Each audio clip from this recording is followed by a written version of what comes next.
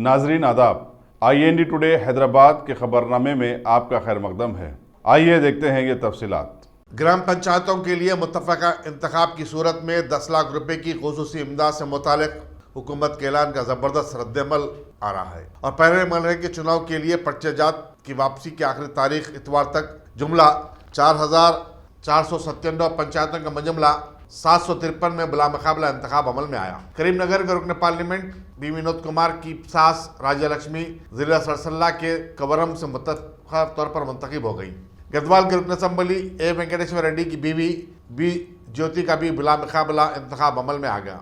सबसे ज़्यादा बिला मुकाबला इंतखाब निर्मल में आया, जहां 58 सरपंच बगैर किसी चुनाव के मुंतखब हो गए क्योंकि उनके खिलाफ तमाम उम्मीदवारों ने अपने पर्चेजात वापस ले लिए थे। नलगुंडा में 52 और आदिलाबाद में 50 ग्राम पंचायतों में मुत्तफ़क़ा इंतखाब हुआ। याद रहे कि रियासती हुकूमत ने 5,000 से ज़्यादा आबादी वाले गाँव की पंचायत को 10 लाख और 5,000 से कम आबादी वाले गाँव की पंचायत को 5 लाख रुपए देने का ऐलान किया था। ज़्यादातर बिला मुकाबला इंतखाब होने वालों में TRS के हामी ही बताए जाते हैं। मजलिस के सीनियर रुकन असम्बली मुमताज़ अहमद खां कल 16 जनवरी को शाम 5 बजे राजभवन में तेलंगाना की दूसरी असम्बली के अबूर स्पीकर के ओहदे का हलफ लेंगे, जबकि रियासती असम्बली के इजलास का 17 जनवरी से बाकायदा आगाज होगा। इस ज़िम्मन में तमाम तैयारियां मुकम्मल कर ली गई हैं। 119 रुकन असम्बली में 27 नए चेहरे हैं। 2 अरकान पार्लियामेंट सी मल्ला रेड्डी और बी सुमन पहली मरतबा असम्बली में दाखिल होंगे, जबकि पी नरेंद्र रेड्डी और कोमट रेड्डी राजगोपाल रेड्डी जो अरकान कानून साज कौंसिल है अब अरकान असम्बली बनेंगे। रियासती असम्बली में मुस्लिम अरकान की तादाद 8 है, जिनमें 7 का ताल्लुक मजलिस से है और 1 का हुक्मरान TRS पार्टी से है। रियासती असम्बली में खवातीन की तादाद 6 है, जिनमें 3 का ताल्लुक TRS से और 3 का कांग्रेस से है। एशिया के सबसे बड़े बस स्टेशन MGBS पर एक खातून ने बच्चे को जन्म दिया।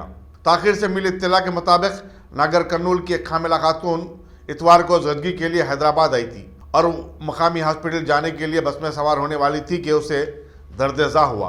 करीब में मौजूद खवातीन ने उसकी मदद के लिए आगे आते हुए गौलीगुड़े के MGBS के कोने में उसे ले गए और पर्दा बांधकर उसकी ज़चगी की। बाद-ए-अज़ां जच्चा और बच्चे को पेटला बुरुज में वाक़े सरकारी हॉस्पिटल मुंतकिल किया गया, जहां दोनों की हालत बेहतर बताई जाती है।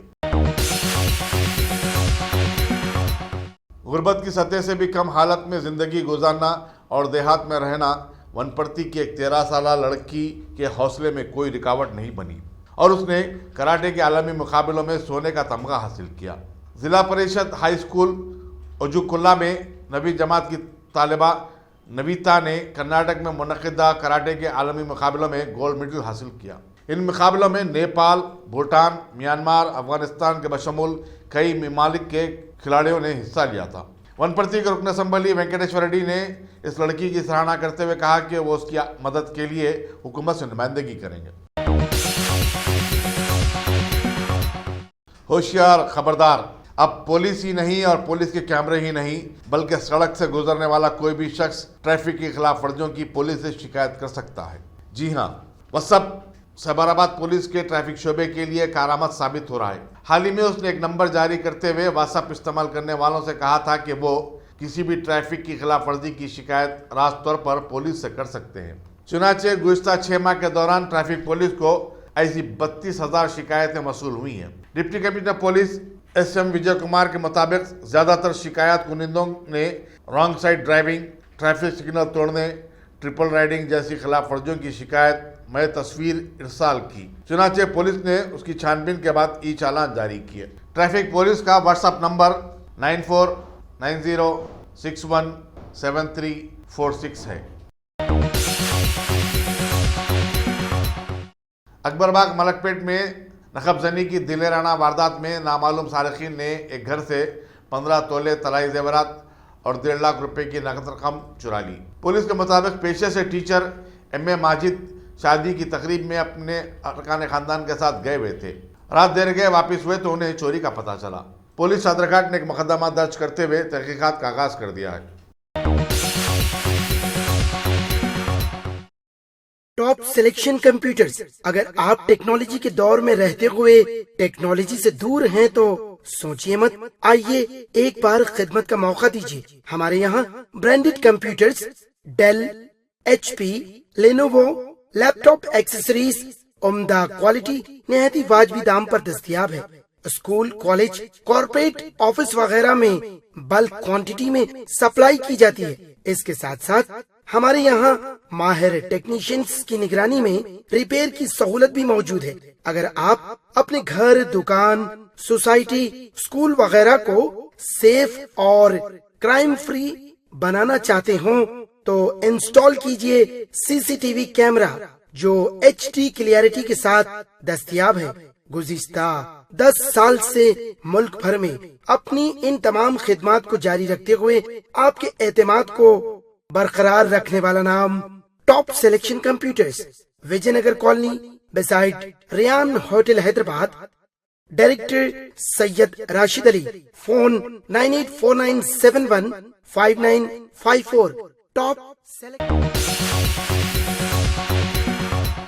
आंध्र प्रदेश की तरक्की और खुशहाली के लिए chief minister N Chandrababu Naidu ने आज संक्रांति के मौके पर जिले चित्तूर के कुप्पम में खुसूसी पूजा की। उनकी अहलिया, फर्जंद और बहू भी इस मौके पर मौजूद थे।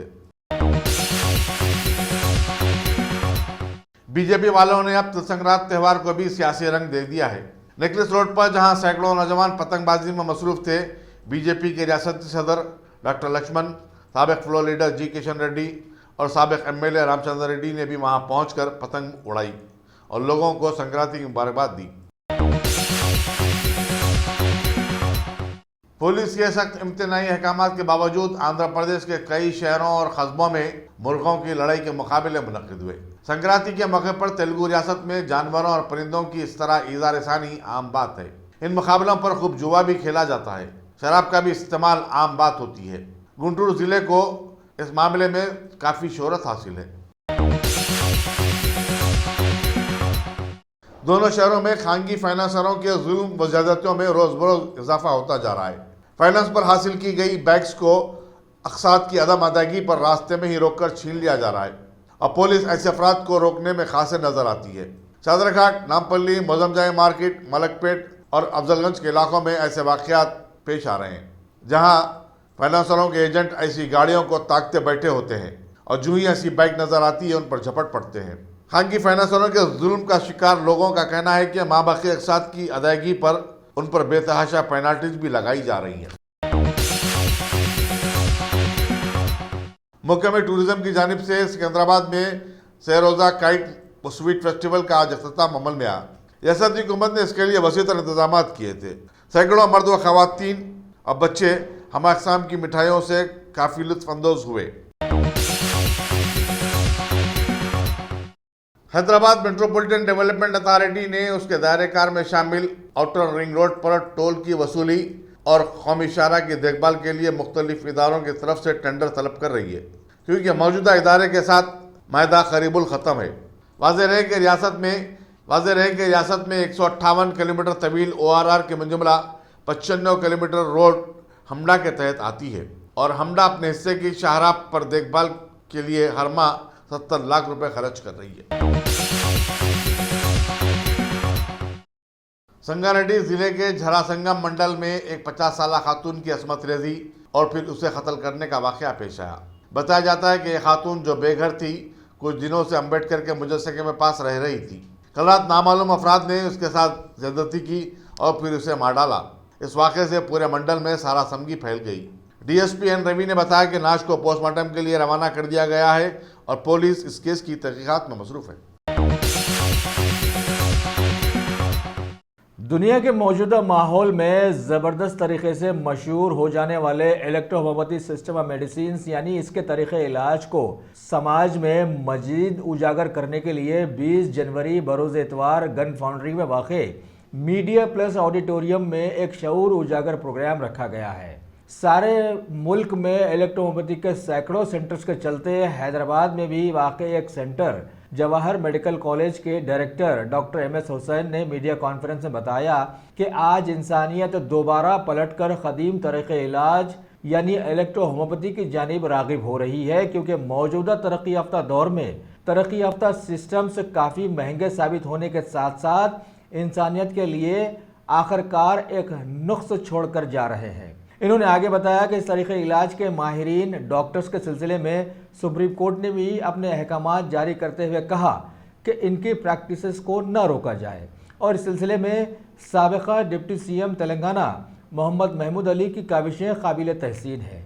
इन्होंने आगे बताया कि इस तरीके इलाज में आजमूदा 114 मखसूस कुदरती पौधों के अज्जा को बरोकार लाया जाता है और दवाओं के मुरक्कबात कीमिया और अल्कोहल से साफ सुथरे होते हैं।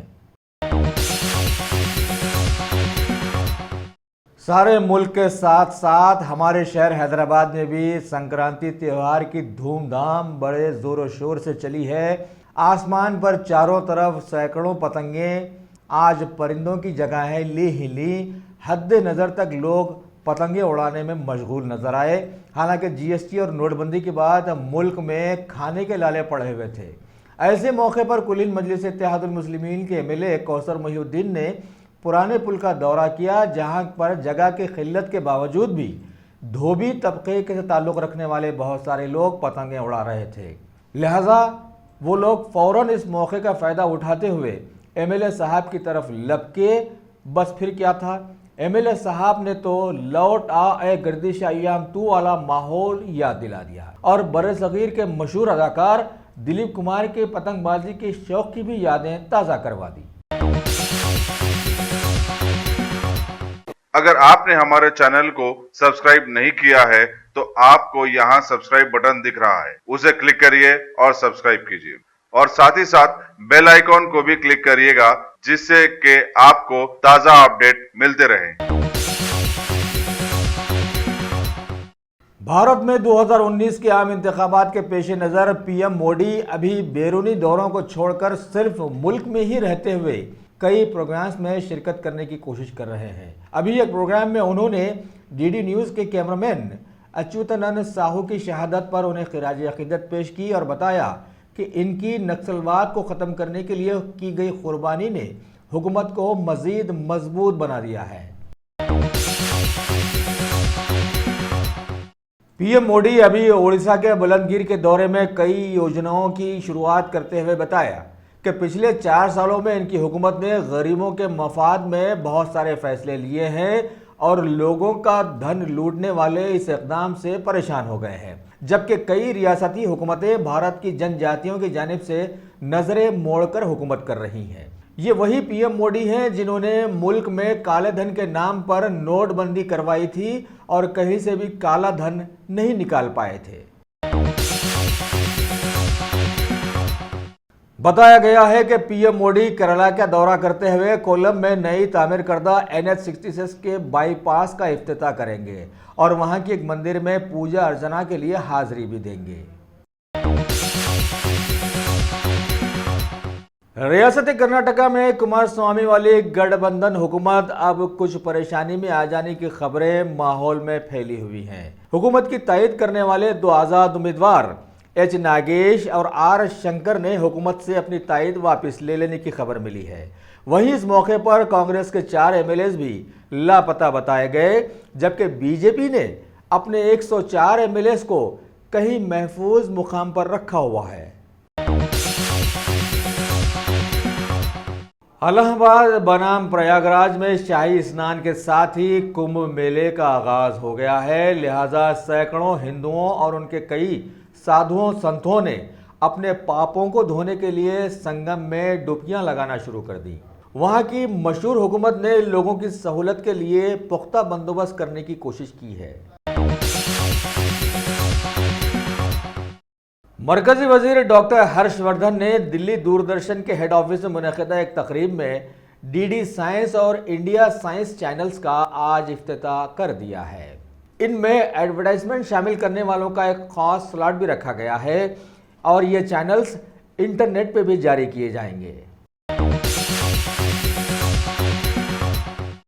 वजीर ख़ारजा सुषमा स्वराज ने एक इजलास में बताया कि भारत को जानिए विजन क्विज प्रोग्राम भारत को छोड़कर जाने वालों के लिए एक अच्छा प्रोग्राम साबित होगा और उनमें भारत की यादें ताज़ा करवाता रहेगा।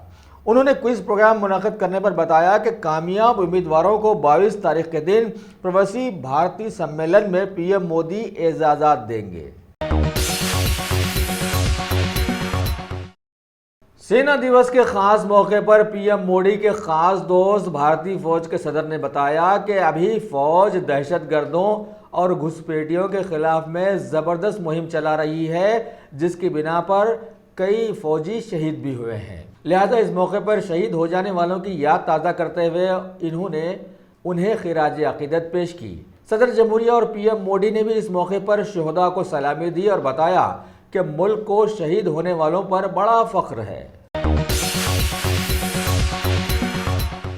पिछले 4 सालों में जबरदस्त सूरज ज़दा बन जाने वाले जम्मू कश्मीर में सदर राज की कील ठोक देने के बाद सिक्योरिटी फोर्सेस की निगरानी के मुसलसल चलते में भी कुछ ना कुछ अभी भी हो ही रहा है। और अभी खबर है कि सांबा सेक्टर में मुबैना खामखा के पाकिस्तान की जानिब से की गई फायरिंग में बीएसएफ का एक जवान शहीद हो गया है। लाइन ऑफ कंट्रोल पर एडिशनल कमांडेंट विनय प्रसाद और उनका स्टाफ गश्त कर रहा था, तभी एक मेंबर को गोली लगी और जख्मी हालत में उसे अस्पताल पहुंचाने के बाद वो वहां शहीद हो गया है। भारत ने अफगानिस्तान के साथ 11 मुआहिदों को रोबे अमल लाने के लिए दस्तखत कर दिए हैं। $95 लाख के बजट से किए जाने वाले इन माहिदों में इंसानी फलाह बहबूद के करीब 26 परियोजनाएं शामिल रखी गई हैं। ब्रिटेन की पार्लियामेंट में आज ब्रेक्जिट के मुद्दे पर वोटिंग की जाने वाली है। इससे पहले वहां की वजीर आजम थेरेसा मे ने सभी के सामने अपना ख्याल जाहिर किया है कि मुद्दे की मुवाफकत में वोट देकर ब्रिटेन की सम्मानता को बचाया जा सकता है। भारत के पड़ोसी मुल्क अफगानिस्तान में अमरीकी मुदाखलत के बाद सूरज ज़दा बन जाने वाला माहौल अभी भी रवा दवा है। लिहाजा अभी खबर मिली है कि वहां पर एक कार बम धमाके में 4 लोगों ने अपनी जानें गंवा दी और सैकड़ों लोग जख्मी भी हो गए। काबुल में वाक़े ग्रीन विलेज नामी इलाके को इस धमाके के जरिए निशाना बनाया जाने की खबर है और इसकी जिम्मेदारी मशहूर तंजीम तालिबान ने कबूल भी कर ली है। भारत के लिए अरसे दराज से मुतनाज़िया बन जाने वाले पड़ोसी मुल्क चाइना ने वहां पर आए कनाडा के एक शहरी शाइलन बर्ग को मंशियात के कारोबार में मुलविस बताकर उसे सजाए मौत सुना दी है। इस मौके पर कनाडा के वजीर आजम ने चाइना पर अपने फैसलों में मनमानी करने का इल्जाम लगाया है। और अब खेल के मैदान की खबरों में ऑस्ट्रेलियन ओपन बैडमिंटन टूर्नामेंट के सिलसिले में विमेंस सिंगल के पहले दौर के मुकाबलों में अमेरिका की खिलाड़ी सेरेना विलियम्स ने रसाई हासिल कर ली है। दुनिया की नंबर 1 खिलाड़ी रायबैन मुगरुजा भी अब अगले दौर में आ गई हैं, जबकि जर्मनी के खिलाड़ी भी पीछे नहीं हैं। भारत की फुटबॉल टीम के एशियन कप मुकाबलों से बाहर हो जाने के बाद भारत के फुटबॉल कोच स्टीफन कॉन्स्टेंटिन ने इस्तीफा दे दिया है। इन्होंने 2015 में कोच की जिम्मेदारी संभाली थी। वो तो अच्छा हुआ कि ये खेल के मैदान का मामला है, वरना सियासी मैदान होता तो करोड़ों की गालियों के बाद भी कोई जगह से नहीं हिलता। अगर आपने हमारे चैनल को सब्सक्राइब नहीं किया है तो आपको यहाँ सब्सक्राइब बटन दिख रहा है, उसे क्लिक करिए और सब्सक्राइब कीजिए और साथ ही साथ बेल आइकॉन को भी क्लिक करिएगा, जिससे कि आपको ताजा अपडेट मिलते रहें।